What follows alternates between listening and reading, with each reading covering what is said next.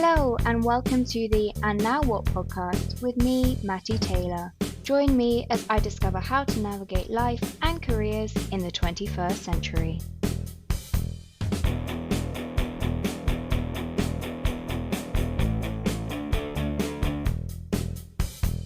Thank you so much for coming on the show today, Harry. I'm very excited to have you on here.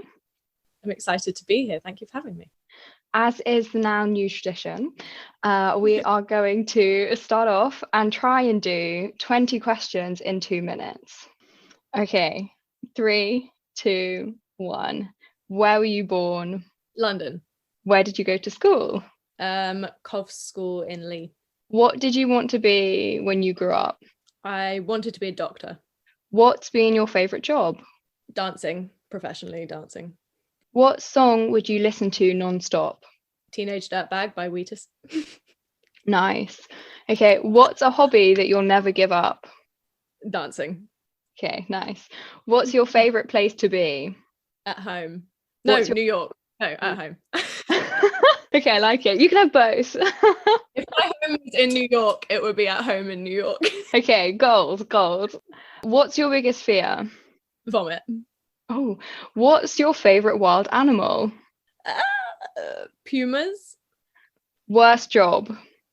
I've had so many bad jobs. I think working at a pub was probably my worst job. Yeah, I can empathise with that.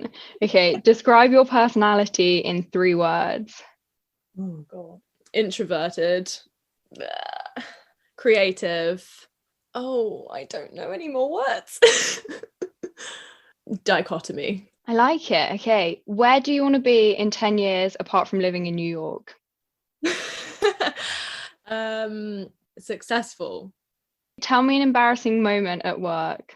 At work. Oh, I literally have so many embarrassing moments, mainly because I'm quite often out of my depth. So I don't know. I can't think of one in particular, but mainly just nodding along, smiling, pretending that I know things. Yeah. And then being asked a question and having no idea what's going on.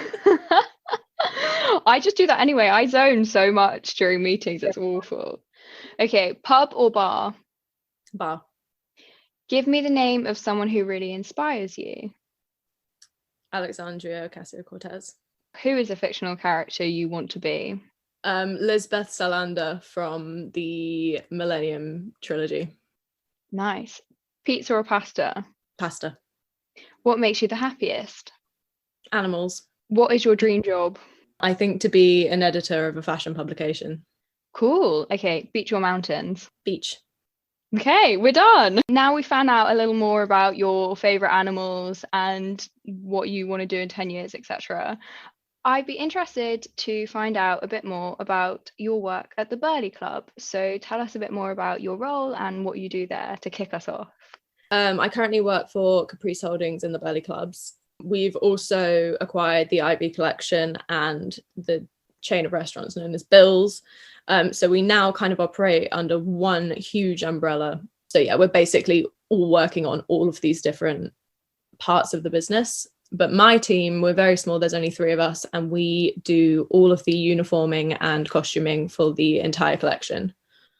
So that's from concept to creation. So we will research trends and we will figure out what's looking good for the season. Oh yeah, I should add that these things are seasonal. We change the entire uniform collections every season.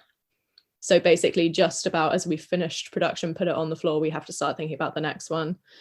And the majority of our uniforms are bespoke to each staff member. So there's a lot to think about and a lot of people and a lot of circumstances and different kind of creative scenes, because obviously every brand has a very different vibe. And there's 3 of us that do that, from the research to the designing to putting it into production, rolling it out, accessories, etc.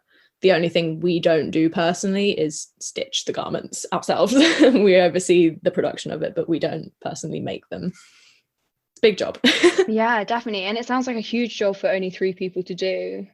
It's kind of become an unexpected beast. It was a small project allocated to one staff member that was brought in especially for sort of a one-off. And then our CEO realised that he liked this idea, and he has a background in fashion as well, and it kind of turned into its own thing.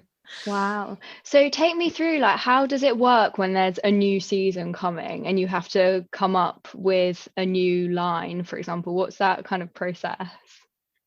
So first of all, we'll have to collect a record of all our staff members, because obviously in hospitality these things change frequently, and depending on where they stand in the hospitality hierarchy, you know, managers to bar staff, whatever, will have an effect on what their uniform looks like, how they wear it, when they wear it. They also have daytime looks and evening looks. We have to sort of log all of that in a big database, figure out what we need to get, have a look at some trends. So we'll do high fashion research primarily. We'll go on shopping trips, we'll look at the catwalks. That must be fun. It's fun, but it's a lot of work, because obviously what you see on a catwalk, it's not normally something you can put to work in a hospitality business. These things have to be durable, they have to be practical. It's kind of grim, but they're going to be sweating, they're going to be, you know, roughed around a lot. We also have brand guidelines that we have to adhere to. We're not allowed to use blues, we're not allowed to use black. Things have to be patterned. There's a lot to think about. So we do the research, we come up with a few key trends that we could implement, and then we take that to the CEO, and he essentially has the final say over which ones he likes. And if it's something completely impractical, then we have to make it work. We just adapt. And then, yeah, we get to work putting together a collection. We go and sample fabrics. We do a lot of sampling, and we'll put it all together. We'll send it away, get some bits made up, and then we just keep refining until we've got a collection that we're happy with, that the CEO is happy with, and then it will roll out onto the floor. They'll wear it for a few months, and then it will be time to launch the next one. Wow. We do that for all of the businesses within the business. So they all have their own look, they all have their own vibe, they'll all have fabrics from different places, because, you know, some fabric lines suit them more. If they're themed, they'll need themed fabrics. Sometimes we get our fabrics printed, we get an artist in to make us our own fabrics. It's, yeah, there's a big job, but it's very dynamic, and we don't really have much downtime. That's insane. Do the staff get much of a say in what their outfits will look like? They don't get any say, no. Basically, when you when you come to work at one of our businesses as a new staff member, you will sign a contract that says you will be required to wear a uniform. It might not be what you expect, but if you've gone in for your interview and you know the business, you'll pretty much know what's going to come at you. And we have been known to lose staff members over it in the past, but we've kind of come up with a process with HR that means that they are informed beforehand. Some staff members, we have to be considerate if it's things like religion that are going to be impacted. We would never say you have to wear something that you're uncomfortable with. We also have staff members that are getting pregnant, that are losing weight and gaining weight. So things do change all the time. People get tattoos, stuff like that. We have to be considerate of. But other than that, no, they don't really get a say. Wow. That's quite cool that you then do literally have full creative control over that. It's kind of necessary to keep everyone looking cohesive at all times, and you know, we need everyone to be looking like they're working in the day when they're working in the day, for example, and everyone to look like they're night workers when they're going into their night shift. So they don't really have much flexibility in those respects, because they've just got to match each other. Yeah, definitely. What's your favorite item of clothing or outfit that you've put together? Oh gosh, the men's, so it's all tailoring. The men will all wear jackets, some incredible jackets that look like fish scales in every color of the rainbow. Wow. And on days where people are wearing more yellow in certain places, there's like the gold and yellow fish scale jackets, and they've got like gold embroidered into them and like silver embroidered into them. They are amazing. I love those. And we have some gorgeous long cocktail summer dresses that some of our receptionists and waitresses wear for a few months in the summer, which are also just stunning, bustier corseted, like multi-tiered cocktail dresses. They're gorgeous. I wish I could wear something like that in my life, but there really is no event formal enough. It's so sad, especially in lockdown. It's like no hope. Trackies for life. What does happen to the outfits afterwards? Do the staff get to keep them, or? No, so the staff don't even get to take them home. They're required to hand them in before and after whatever they're doing, their shifts.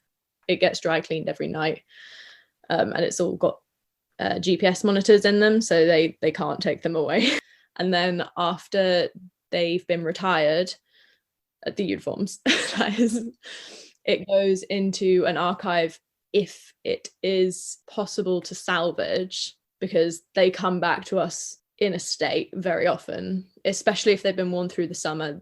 They will smell despite all the dry cleaning. So if they are salvageable, we will salvage them. We'll strip the lining, we'll clean it all up. It can be made brand new again if we need to use it for something else. Otherwise, they have to be damaged. They literally often do come back to us in like rags. Oh my goodness. And then everything else lives in an archive. That's so cool. It's going to be really cool to see what happens in like 50 years time. Do you know what I mean? If there's going to be like exhibitions of this stuff. Some of our sites are very famous sites, and we get very famous visitors, and it has been considered before that people might want to see what staff at this site were wearing on the day that so-and-so visited.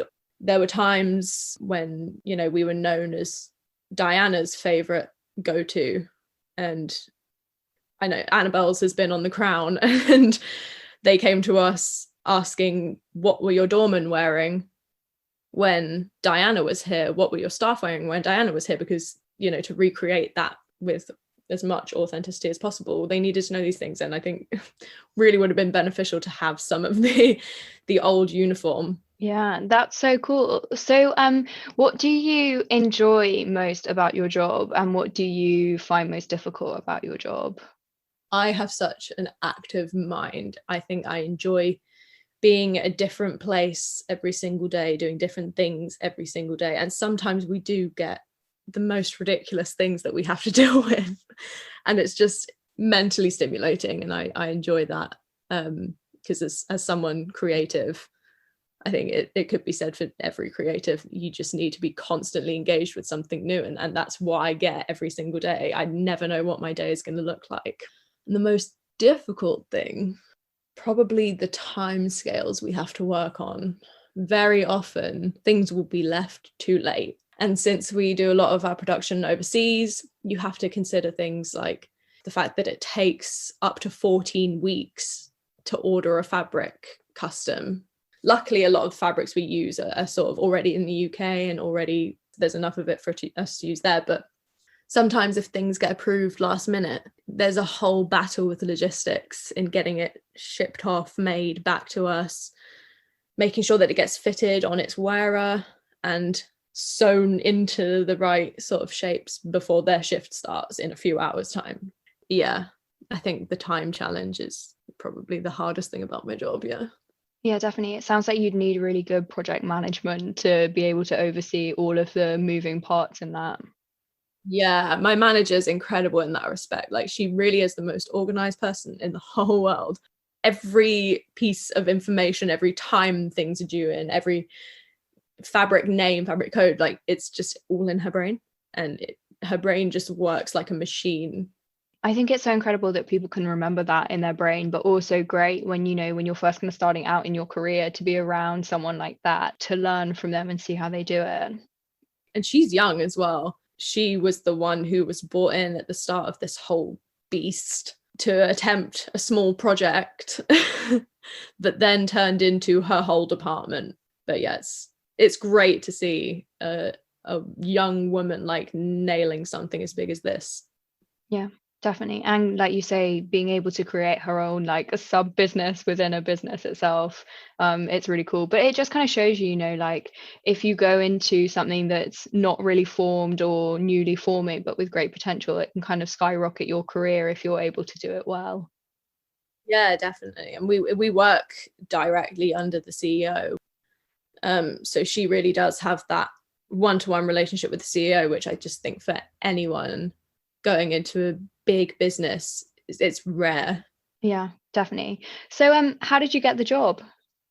So on my placement year at uni, my third year at uni, I came back to London and I did a placement at LK Bennett, and we had a photo shoot for social media, which was something that I was put on to handle last minute. So I went along as the LK Bennett point of contact. I bought all the product, and it so happened that this photo shoot was being directed by a member of one of the clubs, and she had reserved a space in one of the clubs.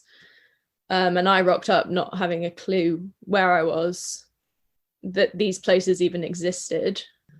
So we went and we shot, and that turned out to be Mark's Club, which is one of ours, just around the corner from Annabelle's. And I walked in and I remember thinking, wow, these places exist. You walk in and you just like immediately feel an air of grandeur surrounding you. You're like, wow, okay. After graduating, I remembered the girl that led us in to Mark's to start shooting.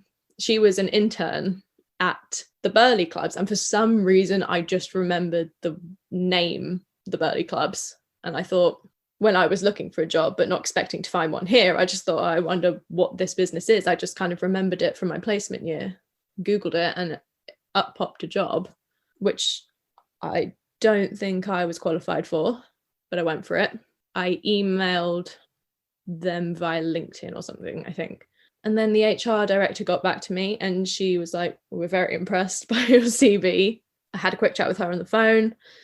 Then I went in for my interview, and I think like the next day she called me, and I thought, she's got the wrong person. But yeah, she gave it to me, and which is funny because I didn't think my interview went all that well. But yeah, it was just chance that I happened to remember the name of the company. And it's also cool about how you were saying you didn't think you were qualified for it, but you got it anyway. Yeah, no, I definitely didn't think. I mean, I didn't study fashion production, which would probably have been the ideal candidate for this role, would have been someone who knew production, who knew textiles, who knew, yeah, like merchandising in general, which I didn't. I was in marketing. It had never even occurred to me to work in hospitality. I didn't know that you could get roles creatively in hospitality like this. I was just sort of comparing my CV, and my professional qualifications weren't lining up with what they wanted. But, you know, the sort of like about you section where it's more about your personality and what they were looking for, I was like, well, that is me. So maybe it's worth giving it a go. And it was, clearly. One thing that girls tend to be stereotyped for is not going for things that they think they're not qualified for. This was still an entry-level position, but very often I've been a key culprit for that before. I will look at a job description and think, that could be me. I meet those kind of requirements, but I maybe don't have the exact years of experience that they're looking for. I don't have a lead into it from my previous job, but yeah, I've done that before. That's cool. No, it's really cool. So then, taking like a step back, tell us what you studied at uni then, and a bit more about why you chose what you studied, where you studied, that kind of stuff. Okay, so I studied fashion marketing at Leeds, Uni of Leeds. I fell in love with Leeds, first of all. As soon as I got up there, I was like, I feel at home here. I'm a city girl through and through. I also, probably because of school and pressures from the school, I wanted a Russell Group university. Also, probably the fact that I've been in private education, I kind of wanted something that my parents would be proud of. Retrospectively, I don't think that's important at all. I wanted something creative and business combined, because I still didn't really know what I wanted to do. Had always had a passion for the fashion industry, wanted to be involved in that, but thought I need to prepare myself for a career. So I wanted business in some way, and Leeds happened to be a course where there was a heavyweight module wise that was optional. So I could take optional modules from other schools. I could basically build my degree, and that really appealed to me because I was also interested in advertising. I was interested in neuromarketing and behavioral economics and the psychology, consumer psychology. And I was really looking for a good time and had Leeds to provide that. But yeah, up to that point, wasn't sure what I wanted to do. So I just wanted to give myself a broad subject area. Yeah, what you're saying about if you're a creative person naturally, how do you think weighing up doing the kind of creative versus the business sets you up like post uni? Do you think it's important to have that balance? Or I think if you are a diehard creative and you feel with every inch of yourself a passion towards your subject area, I think go for it. If you're going to be a fashion designer and you know that you are going to be a fashion designer and there's nothing else that would make you happy, and I see absolutely no problem in that, because I do think you can make that financially viable as a career if you are passionate about it like that. But I wasn't, and it was really something that I was like, I would love to do this as a career, but I need to be smart about it, because if I change my mind, I need something broad that I can fall back on. I need something transferable. haven't you said it was one of your teachers who helped you realize that this was something that you could do and pursue? Yeah, it was one of my school teachers, and I was quite lucky because my school was an academic school, and Oxbridge, they were really aiming for. It wasn't going to be Oxbridge for me. I went to see Cambridge. I just didn't feel it. I really knew that uni was going to be a fun time for me. I wanted to grow up at uni, because at home I spent all my free time dancing. I didn't do the social at school kind of thing as a teenager. So I wanted uni to be fun.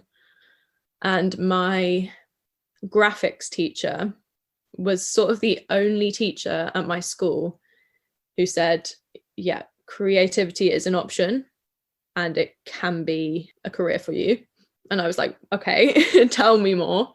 It turns out she had been a packaging designer for Dolce & Gabbana, and she literally opened my eyes to this world that I'd never heard anything of before.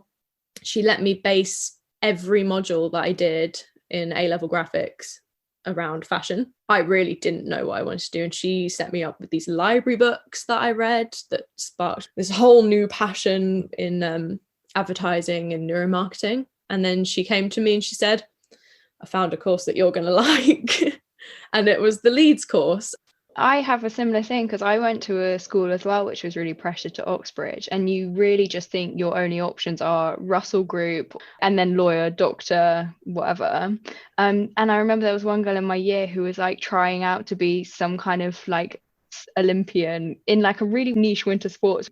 But we were all like, that's mad. Like, you're actually pursuing this as a career. I didn't know that was possible. Yeah, it's like eye-opening. I worry to think where I would be now if that one teacher hadn't found me. And she wasn't pressuring me either, but everything she said, I was like, yeah, do you understand this? And she was like, yeah, I did that. You've spoken about doing dance professionally and doing dance a lot in your spare time. So tell us a bit more about kind of the role that dance played when you were younger, and what role it still plays in your life now. Well, I've been dancing since I was 18 months old. Apparently, since I could walk, since I could talk, I was asking to dance. And I was too young when I was asking to do it, but they let me do it, provided I had parental supervision. And I ended up staying with that dance school all the way up to 18, which is when you had to leave when you graduated the dance school. I was dancing Monday nights, Thursday nights, Friday nights, all day Saturday, and sometimes on Sundays. I was studying for dance exams alongside studying for school exams. I was performing in shows. And then I was scouted by an agent about 14 who said, we like your look, we like your style. How do you feel about doing this professionally? And I was like, this is sketchy. They ended up getting in contact with me by email and sending me the links to the websites and whatever. And I was like, okay, this isn't that sketchy. And I ended up going to my first ever job for them at 14, acting as an 18-year-old. I made 50 quid that day, I think, and it was for a movie. And at the movie, I ended up meeting so many people who were like, oh, you need to sign up with this agent, blah, blah, blah, blah, blah. And it just spun off from there. So I was doing dance school during the week. And then any time that I wasn't doing one of those two things, I was professionally dancing for money. Some days it was during school days and I got special permission from the head to miss the afternoons on Wednesdays so I could work then. So I filmed a few music videos on the Wednesdays that I took off of school. That's so cool. What music videos were you in, or can you not say? My first one, I remember my first one that I missed school for, that was a Little Mix video. I've done the Vamps, I've done Sam Smith, I've done Fatboy Slim, Calvin Harris, I've done tons. But this all happened like around about the school GCSE A-level time, and then like a little bit was the start of uni. Because I needed to pay for the dance school and I needed to save up for uni. And then when I got to uni, I was really lucky that Leeds has 1,000,001 societies, and a big chunk of those are dance societies. So I had the freedom to do whatever style of dancing I wanted to carry on. In my freshers year, I applied for 3 societies, one of them in LUU Street. I found my people in, and I kept dancing with them. I co-directed them, I mixed all the music, I choreographed for them, I taught for them, and we ended up winning national championships, which is really fun. So it's always been a huge part of my life. And I'm kind of sad that since graduating, I just can't really do it that much anymore, because I never know when my work hours are going to be. Yeah, it's just not something I can fully commit to now. How important do you think it has been for you to have this? I mean, to call it a hobby is definitely to underrepresent the kind of the role it's played in your life. But how important do you think it's been for you to kind of have this side career and interest, if you like? Well, I mean, through the troublesome teenage years, I think it was really key in keeping me on track. And I know that my parents are freaking grateful that they sent me to that first class, because it really did keep me out of trouble. And in terms of like my sort of academic progression through school and stuff, I needed something to focus on that wasn't academic. Just for my brain, it was so necessary for me to have something, and also just keep my body moving. What would I have been doing otherwise? Because I sucked at sport, so it kept me really healthy and everything. Dance is also something that's really sociable, and most of my best friends are from dance. Like it would be half of my life missing, to be honest. The impression I've got from people I know who do dance is that it's like quite challenging. So it must make you really resilient and build up that kind of, that resilient quality in you. 100%. When you're being told by like your teachers through like your key developmental years that you don't look right doing this, or you need to fix this and you need to sort out this. Yeah, I have a really, really thick skin, and I think I have to put that down to dance somewhere.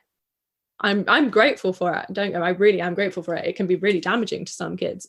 For me, sharing that experience with other kids, it makes you best friends, because you really do go through it, like the blood, sweat, the tears.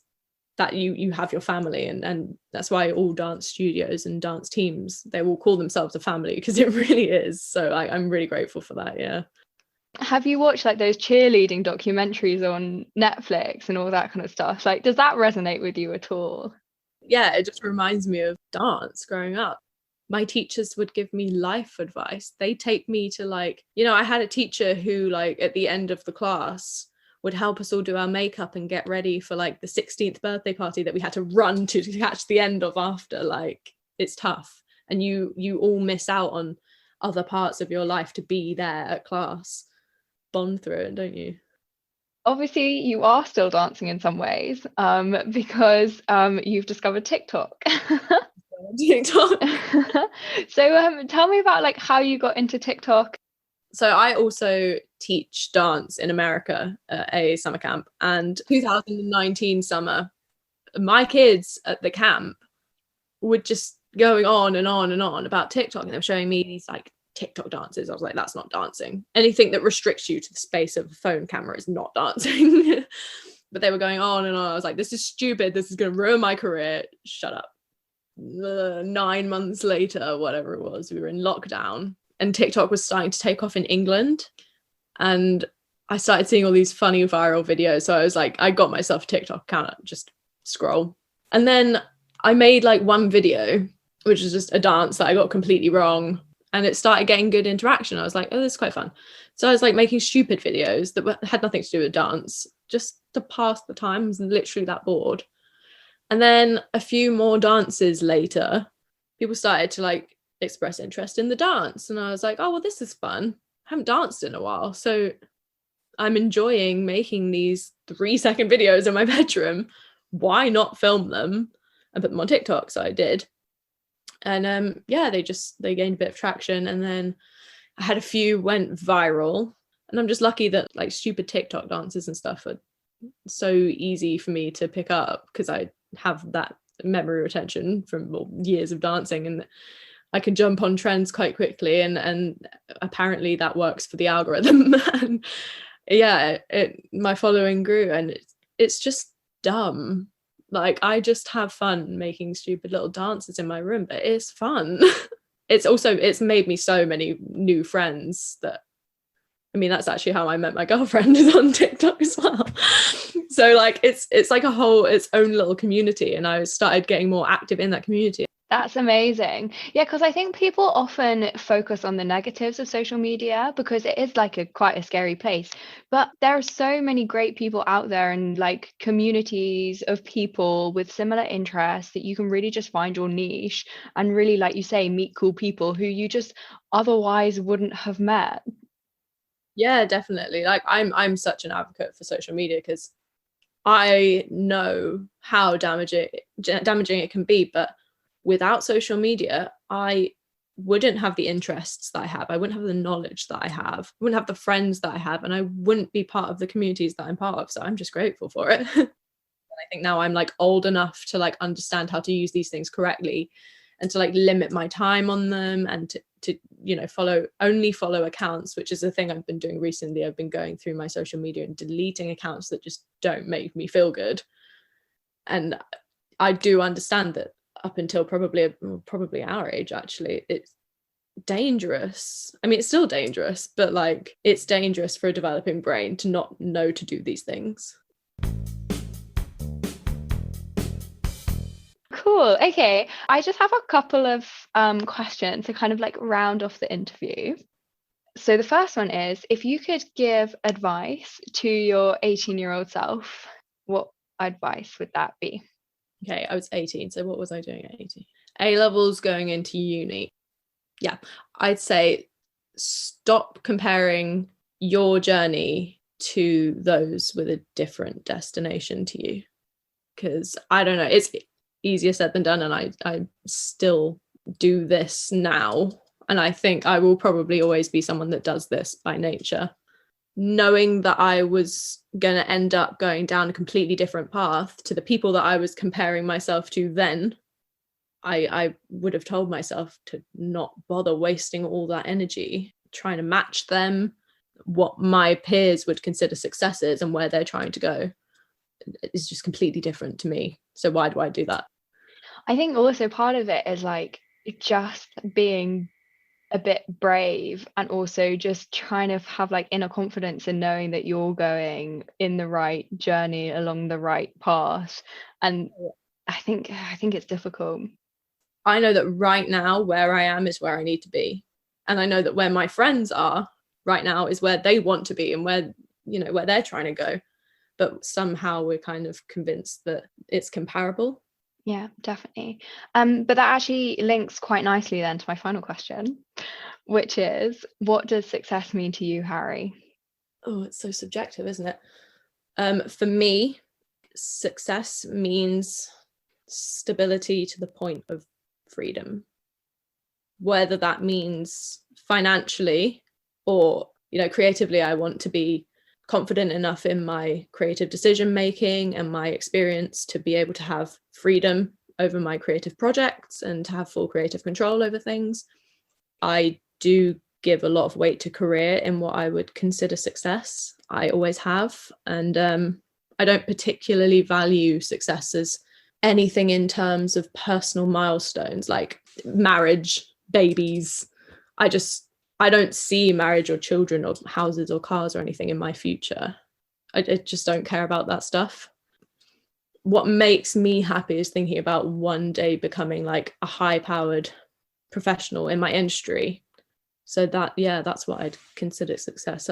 My ultimate goal is to one day be the person with the career that some young girl looks up to and says, I want her job. I don't really care about all the other things that people often stereotype to, like what a woman would consider success, for example. That's cool. I think it is for a lot of people as well. And I think like we shouldn't shy away from that. Having stability to freedom would be a success for me.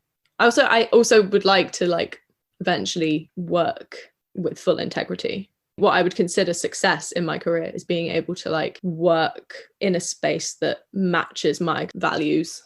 Whether that's a company that I build myself or if that's for another company, I would consider myself successful if I'm working with integrity, which it probably takes a long time for people to get there, but I'm making steps towards that now, definitely. And that's cool. What do you mean by integrity? Like, what are those kind of values that you would want? I value, like everybody does now, but I value sustainability. I think that's a huge, huge thing. And the businesses that I've worked at in the past definitely do not have that as part of their mission. And if one day I can work for a fully sustainable business, I definitely will consider myself successful. I value women's and queer spaces in the upper workforce.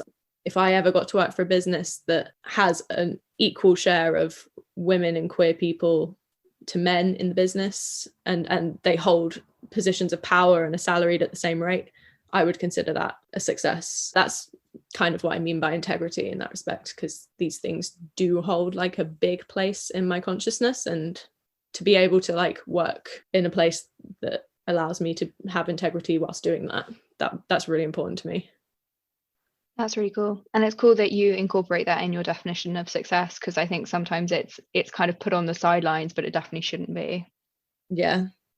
Traditional lifestyle milestones are just not something that's important to me. So I found that elsewhere.